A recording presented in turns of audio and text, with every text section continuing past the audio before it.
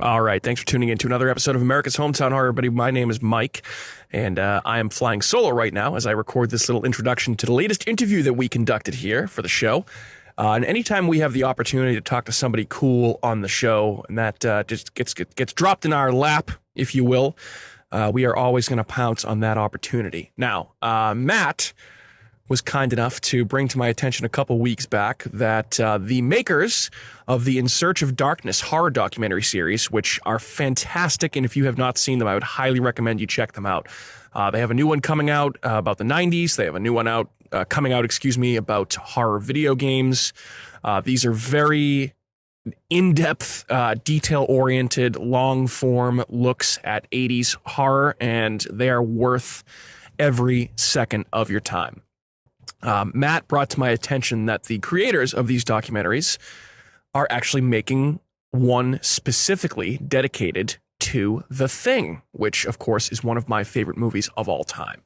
And they made a post in their social media platforms that they were looking to speak to podcasters about this project, to kind of talk a little bit about what we should expect from the film and how fans of The Thing themselves are going to be directly involved in this project. So I was lucky enough to be joined by Robin Block, who is the executive producer on this film, along with the In Search of Darkness films, and we talked for about a half an hour about the process of making The Thing Expanded, why he decided he wanted to do it, what the creative process has been like for him, amongst many other things, including our super fandom of, in my opinion, John Carpenter's best movie. So I will let the interview do the rest of the speaking for itself. Here is the interview between myself and Robin Block. Talk to you soon. Tonight's episode of America's Hometown Horror is brought to you by our friends at Fangoria Magazine. That's right, the first name in Fright since 1979 is now an affiliate of America's Hometown Horror. And because of that, we can now offer you an exclusive 20% discount on any first-time magazine subscription or merchandise purchase by heading over to shop.fangoria.com and using the code HometownHorrorPod at checkout. That's shop.fangoria.com/HometownHorrorPod, or just use the code HometownHorrorPod at checkout for that exclusive discount on anything from Fangoria. Tonight's episode of America's Hometown Horror is also brought to you by our friends at Horror Facts Magazine. Never heard of Horror Facts Magazine? Well, if you're a horror fan, they're a name that you absolutely should know. You can find them over at horrorfacts.com, and they're a great resource for all things horror, including news, reviews, editorials, and lots of other horror podcasts, not only limited to, but including America's Hometown Horror. So head on over to horrorfacts.com and check them out. Now, let's get on with the show.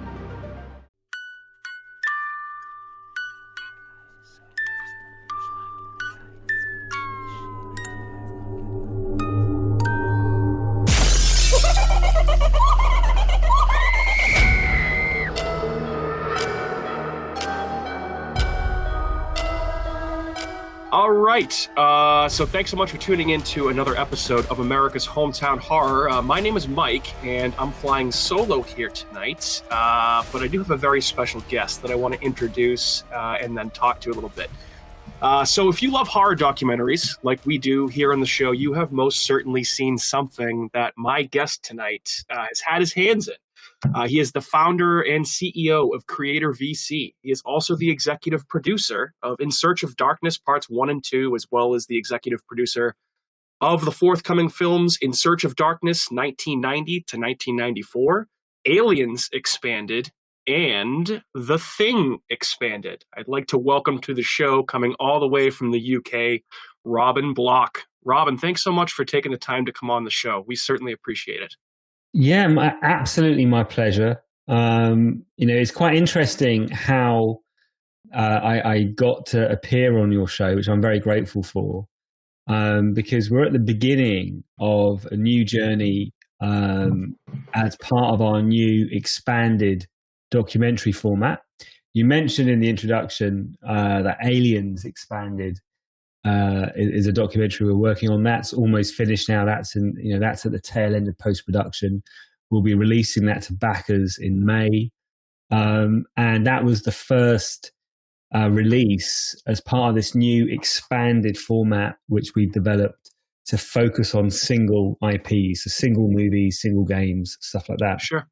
And a few weeks ago, we begun early development work on The Thing Expanded. And the reason that we chose The Thing is because we're doubling down on our horror audience for the next few years.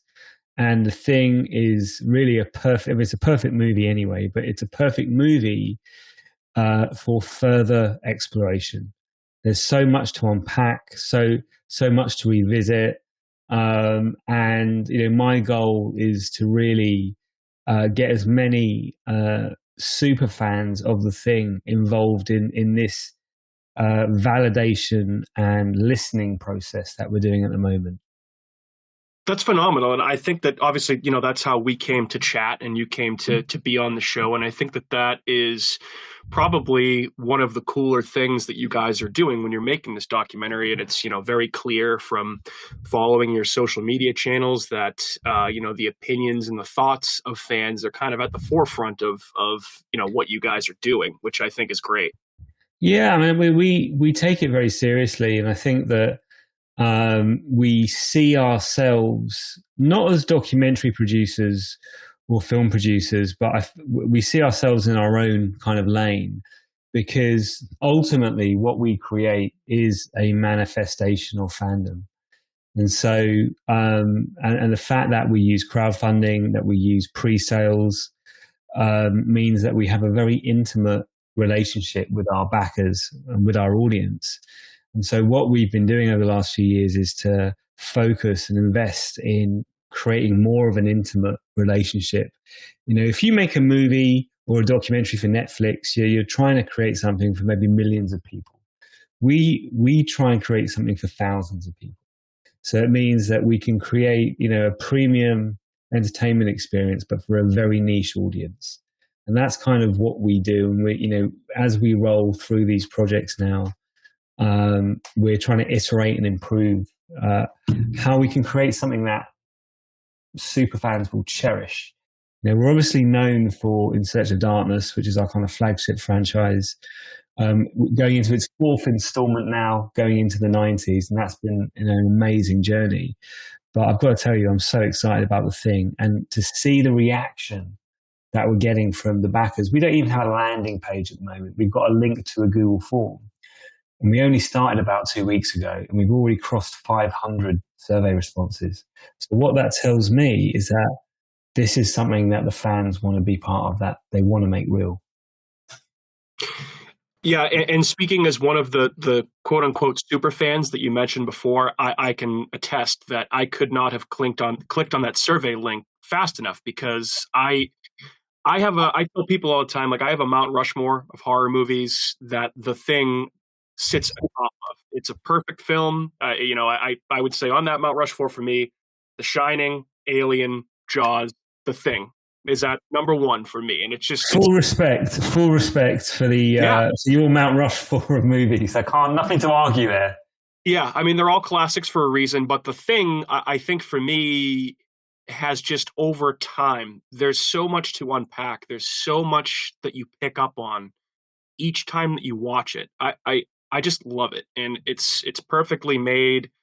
The average horror fan or even the average film fan might look at John Carpenter's work and, they would gravitate towards Halloween. But I think your hardcore horror fan is going to look at Carpenter's body of work, and The Thing's going to be atop there. So, and again, I have to also, while we're already on The Thing, I'm glad I decided to wear my Thing shirt on the podcast right now, because you're also fully wearing cropped, yours. Fully ready. I got my Blu-ray right out there. So I am the audience that you're speaking to. I'm propped up. It's interesting. So I've never done things this way before, right? Yep. So I've never gone out to market, so to speak, this early. So ideas are at their most vulnerable when they're embryonic. And this is embryonic. Now, I've got a very clear vision of what I want to accomplish with The Thing Expanded, because it's part of this new documentary format. It's an interactive documentary. So we want to create, not just, do a pre-sale, see you in a year and a half for the documentary. We want to create a year-long experience for superfans where they get to meet other superfans. They get to have cast, crew come in, do live Q&As to create this sort of amazing, unique celebration of the movie that's going to span the whole production timeline. And so much of what we do is about kind of listening. And it's interesting because we hit 500 surveys like yesterday, and I'm already starting to see patterns. And one of the patterns is that everybody who really likes the thing is super cool.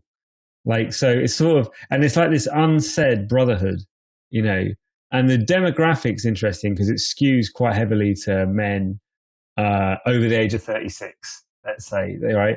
But it's kind of cool because I'm doing a whole bunch of these podcasts, and it's just so much fun because everyone I'm meeting, it's like we put up the bat signal when we said we were going to start working on it, and they've all gone. It's like Thundercats, and with the, you know, everyone, you know, they're looking up, right? And there's definitely something generational about that film that unites a fan base.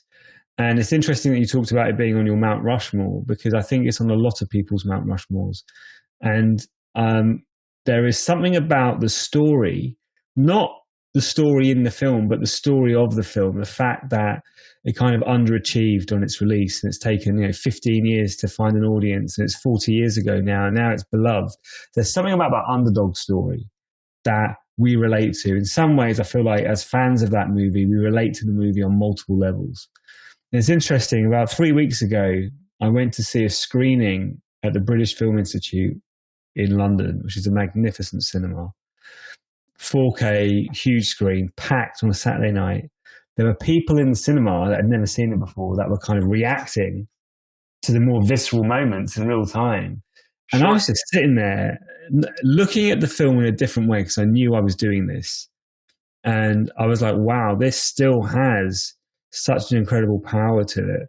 And, you know, the performances are so authentic. Like, as soon as you see that Arctic background, you're in the film and it's real, and things play out almost in real time. And there's something that kind of switches gears in your head when you watch it, no matter how many times you watch it, because you can always read new things into it. And I'm so excited about being able to revisit this film, but 40 years later, you know. And I think it's really important. I should mention, we're not making a making of. There's some great making ofs, right? I mean, they were done 20 years ago or longer, but we want to unpack all the best scenes. We want to try and go down the rabbit holes. Like, this is the fandom manifesting this look at the film, and that's very important to us. We also want to look at the video game. We want to kind of explore the prequel. We want to bring everyone together around this, but literally go through the film. And the thing with the expanded format is, if you can, you know, you're used to editing suites, you work with video. Imagine that the thing is on your timeline, right? That movie, but it's 3-dimensional, and you've got all the scenes segmented up, and you've got a virtual camera kind of flying into the scene, unpacking it. That's the beginning. We work our way through all the way to the end. That's essentially the format we use for expanding. We can go down on different tangents, go down different rabbit holes. But the goal with this documentary is, if you love the thing, if you've seen it 50 plus times, right, you watch this documentary, you experience this year-long sort of deep dive into the universe of the thing, and you sit down, you watch it for the first time, and the first thing you want to do is revisit the thing, because you'll look at it in a new way. And I feel like our mission is to extract even more value and entertainment out of that film for fans to enjoy and revisit. And I want it to be like it's the first time you've watched the movie again.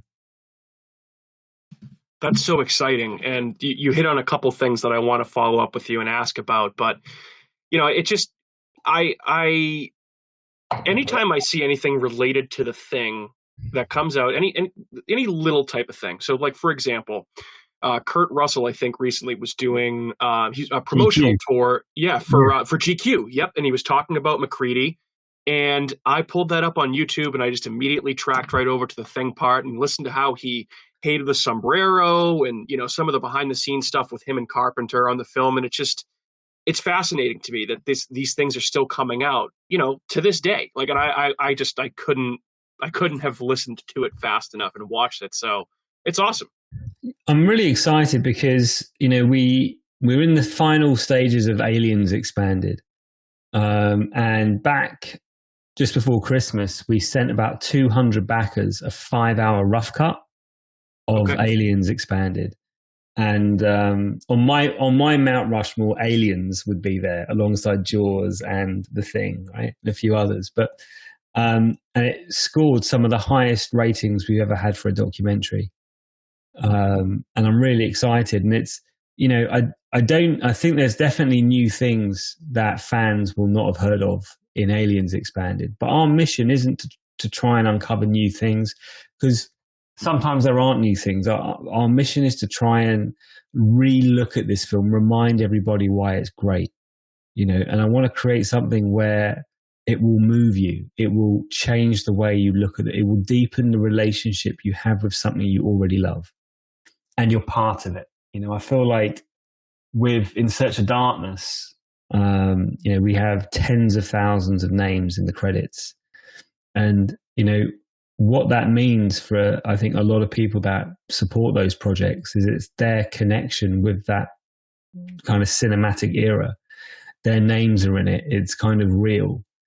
That's why, the Blu-rays for In Search of Darkness are so expensive on eBay and stuff, because people don't sell them. They don't get rid of them because they're kind of family heirlooms. It's a manifestation of something you really care about. And that's something that we think about really deeply. And I want our work to be polarizing. I want it to be like, if you are a fan of this movie, you have to be part of this project. And if you're not, then ignore it. It's not for you. Absolutely. And I was going to say, so I was familiar with In Search of Darkness, but one of my co-hosts, Matt, was recommended it to me, and I didn't need to be sold on it. I just hadn't seen it yet. And his name's in the credits. He, feverishly loves the In Search of Darkness movies, as we do too. But yeah, I can totally understand where you're coming from there, because I record a podcast with another huge fan of that series. That isn't. David Weiner, the writer and director, did a phenomenal job on that. But it's a collaboration. The backers of that project inform so much of what we do, what movies we feature, all of that kind of stuff. And when I started working on In Search of Darkness, I knew early on this was going somewhere. Like, I just knew people were emailing me every day. This is before we did our Kickstarter, and it ended up being like a huge monster. One of the most successful independent documentaries ever made. And I'm getting the same vibration from The Thing Expanded. People are emailing me every day. There's a lot of interest in this, and we're really embryonic. The big thing, I suppose, why I'm doing these podcasts at the moment is I want to tap into super fans, the kind of people that listen to this podcast that are kind of really switched on and engaged. And the survey is super simple. It's not complicated at all. We just want to know what you would want to see in this. We want to know why you love the thing so much. And the goal with these touch points, this survey, is not you'll hear from us now and you won't hear from us for a little while. Like, we want it to be the start of a dialogue. So in a couple of months from now, once we probably reached a couple of thousand responses, we'll come back to you with a synopsis. Like, this is the roadmap for The Thing Expanded, and get it peer reviewed. With Aliens Expanded back in September 2022, before we did a pre-sale campaign, we had our synopsis peer reviewed by about 3,000 fans. So we were pretty confident that what we were telling people we were going to make is what they wanted. And we just want to make that process even more kind of intimate now, so we can really create something that super fans of The Thing will be like, well, this is going in the cabinet. That's great. I have to ask, so hearing from a lot of fans, and I know we live now in the age of multiple sequels, requels, legacy sequels. We have obviously never seen a sequel to The Thing, but there have been some spin-off materials that are very highly regarded by, I'd say, the majority of fans. You mentioned the video game, which I absolutely love. I'm a huge fan of the Dark Horse comic series, The Thing from Another World. I own the whole thing. I've been through The Thing haunted houses at Halloween Horror Nights at Universal Studios, so I personally just can't get enough The Thing content. So, why do you think that is? Why do you think that these types of materials related to The Thing are so highly regarded by fans of the movie? I think that with art, which is what cinema at its highest is, our relationship with it, honestly, is spiritual. So I feel like horror fans, especially, the relationship they have with movies, especially iconic movies, is something that's quite sacred, right? If I'm honest, and we even put out recently an Instagram post talking about what fandom is, what fandom really is. It's a kind of sacred relationship with something that you really love. That's higher. That's art. And the thing about The Thing is that it's real. It feels real. You feel like you know the characters. You know them intimately. You put yourself in those shoes, and it's natural to want to extend that experience. I'm aware that the prequel got a lot of criticism. I like it. I don't try and compare it to the original, but it does extend the value of the original because it links the game. That's different. Like, I'm not a fan of the game. I think it's a bit too difficult for me. But I love the fact that McCready appears in it. I love the fact that Childs is discovered in it. It's sort of it extends the universe in a more visceral way because you're playing it. I mean, the mechanics of that game let it down a little bit, but it is part of the universe, and absolutely we want to explore it. The Dark Horse comics as well further extend it. So it's sort of when you hit the money shot with a movie that, I mean, I've got a theory about pop culture in general. It's kind of crossing the chasm. Certain movies, like anything on your Mount Rushmore, it crosses a chasm into pop culture. It becomes part of our cultural reality, at which point we co-own it. It kind of exists within us, right? And our, CreatorVC and the work that we do, we work on that side of the spectrum. We're not here with the kind of creators of the IP. We're actually here where the IP is flourishing and being developed by the fan base, the endless conversations on social media, the rabbit holes, that people go down, especially with something like The Thing, because there's so many different theories and fan theories that we can explore together. Like, it's a lot of fun. But in a nutshell, certain movies, certain art, kind of transcends, and people kind of sometimes want to belittle horror or genre films or whatever. But The Thing absolutely has transcended it. And you see its footprints everywhere, in references in movies. Right now, True Detective with Jodie Foster which I'm really enjoying, by the way, they're copying, I think it's a bit too blatant, but they're copying lines from The Thing. Characters are named after characters. I mean, it's just a bit too much, but fair play. In a way, it's extending our enjoyment. That's how something's transferred over, and I think that as long as there is a generation of of audiences that this film speaks to, that universe will carry on and carry on. I'd love to see another movie in the future. Yeah, I was going to ask if you ever thought, because I know Carpenter has teased a couple of times, and all the fans get excited that a sequel to The Thing may be coming, and if it were done right, and obviously he were involved, I'd be thrilled for that. Do you think we ever get one? No. Nope. John Carpenter's 76, man. He wants to play video games and chill out, right? And watch basketball. Yeah, right.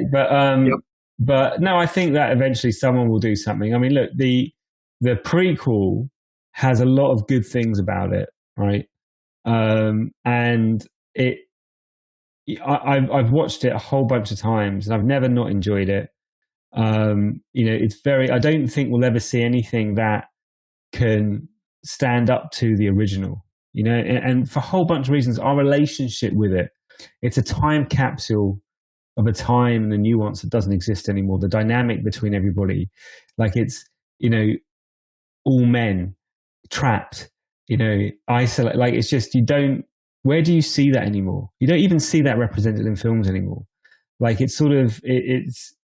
So the best case scenario is we get something in the future that's like, one of my other Mount Rushmore movies is Predator. Love that movie too. Yeah, and it's a perfect film. Perfect film. But if you look at Prey, I felt like that was a worthy continuation of the universe. Was it as good as Predator? No, of course it wasn't. Right, but I really enjoyed it.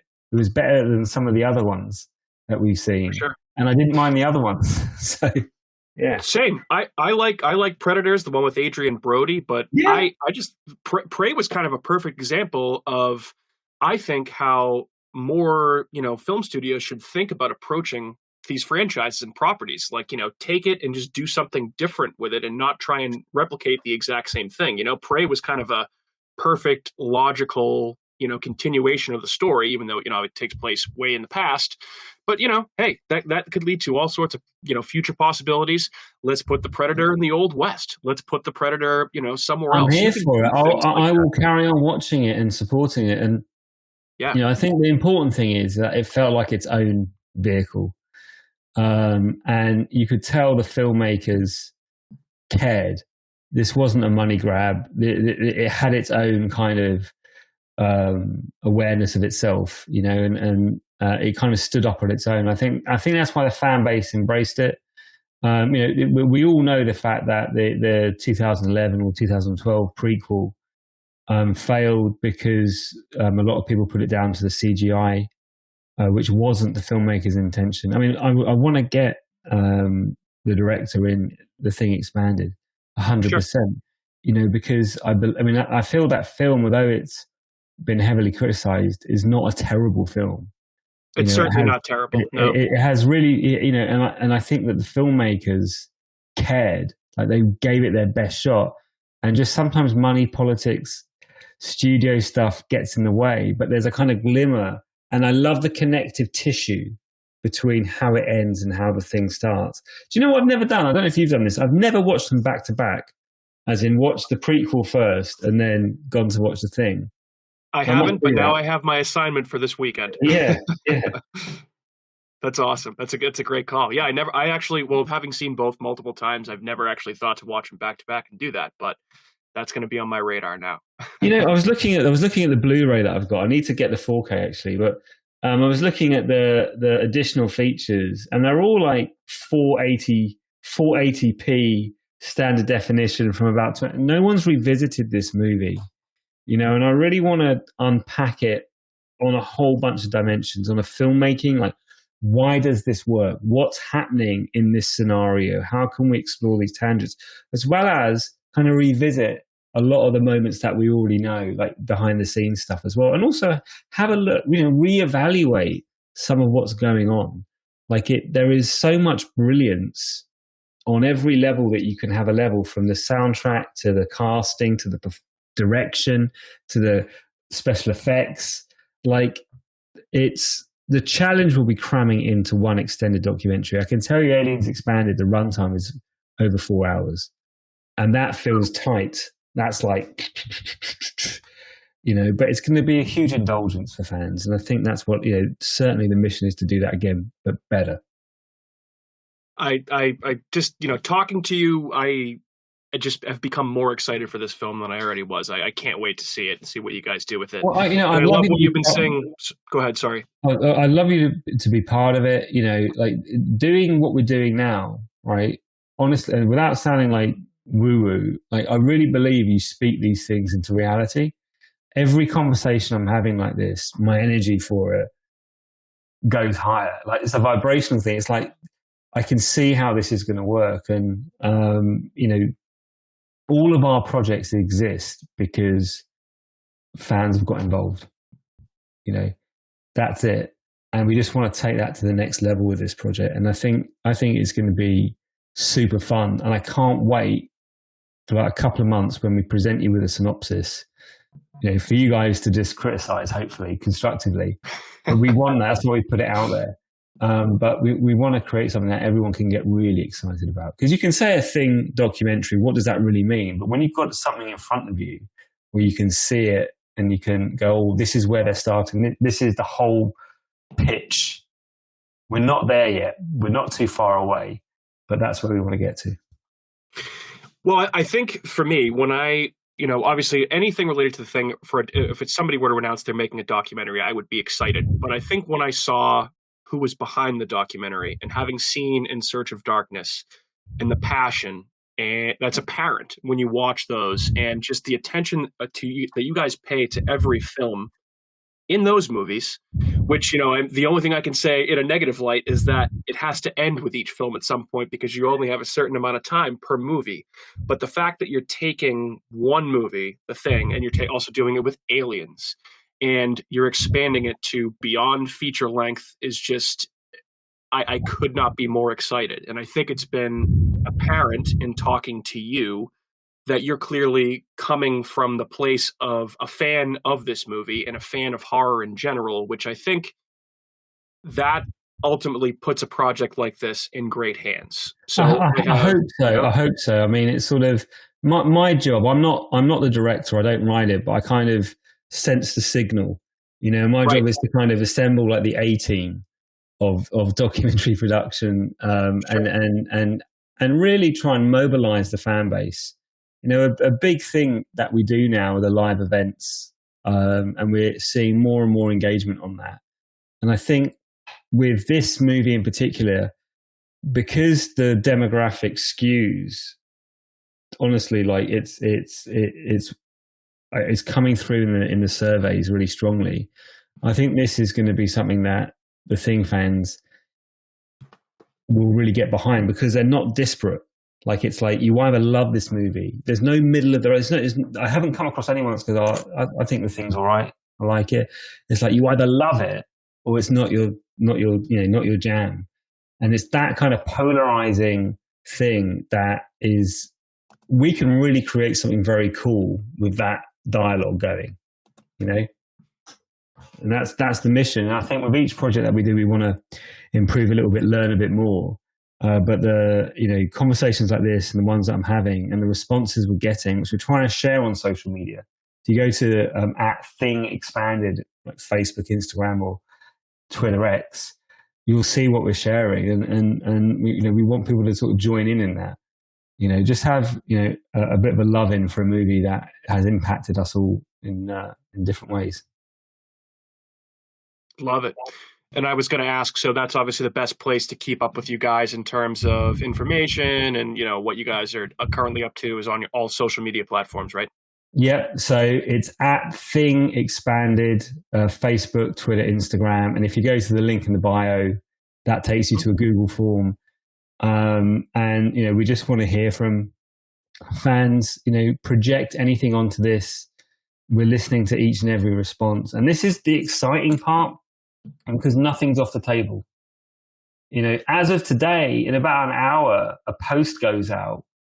This is something we've never done before, talking about Rob Bottin, almost like saying, what can we do to manifest a new interview with Rob, because he's super media shy, right? And you've got to respect the man's privacy, but the reverence the horror community have for him is like something else. We've got to try. We don't do that kind of thing, but we're doing it because we're just seeing what can happen. If everyone wants the same thing, sometimes things happen, and I'm hoping that things will happen with this one. Excellent. Yeah, this is all just so exciting to talk about. I'm so happy that I had the chance to talk over everything with you, and I know I'm kind of getting up against it with time here, so I just have one more question for you before we let you go, Robin. So the end of the Thing, who's infected? Childs, McCready, both? What do you think? Right. So I like the gasoline theory, which is where he gives the bottle of J&B, whatever it is, the whiskey, to Childs, and he drinks it. Right. And the gasoline theory is that it isn't whiskey, it's gasoline, because Childs doesn't react. Yep. Therefore, he's the Thing. But it's interesting because we're talking about the expanded universe. Childs appears.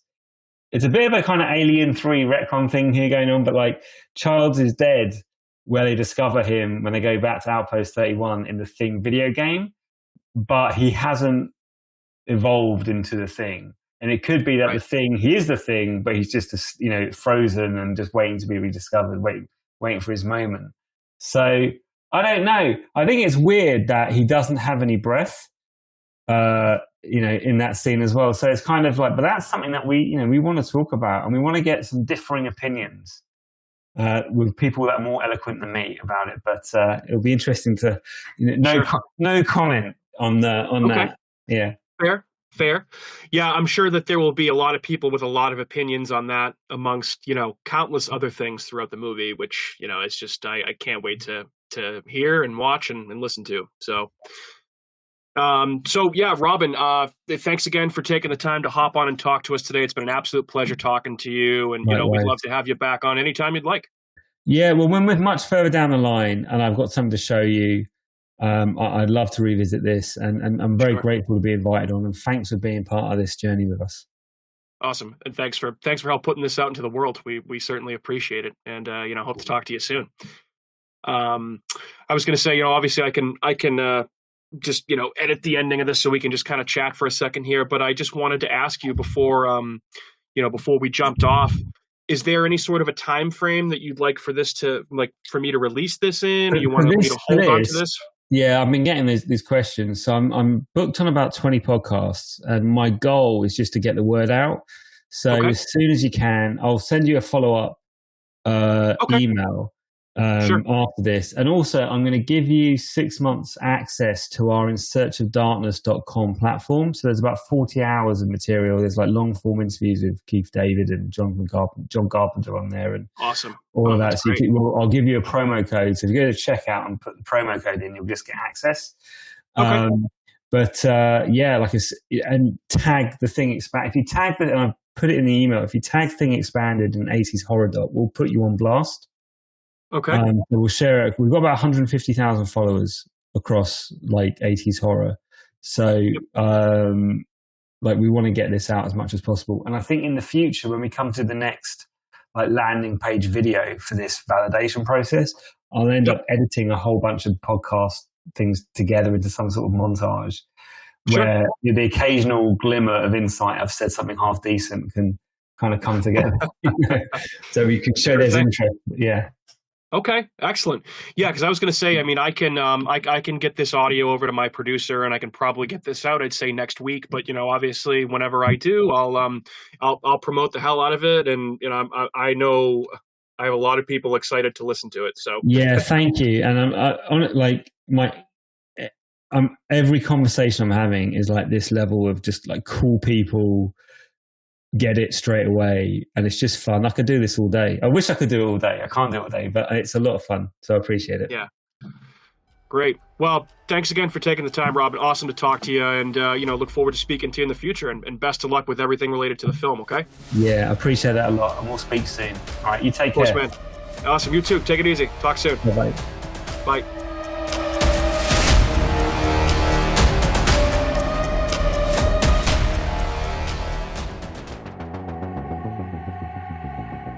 Hey everyone, it's Mike from America's Hometown Horror, and I want to say thanks again for listening to another episode of our show. If you're interested in more local Plymouth podcasts, I'd highly recommend you check out the shows from our friends over on the Inebriart Podcast Network. In addition to America's Hometown Horror, you can find shows from Inebriart, the Old Colony Cast, Bar Talk, Theme Park Legends, and Retro Redoctopus, so head on over and give them a listen.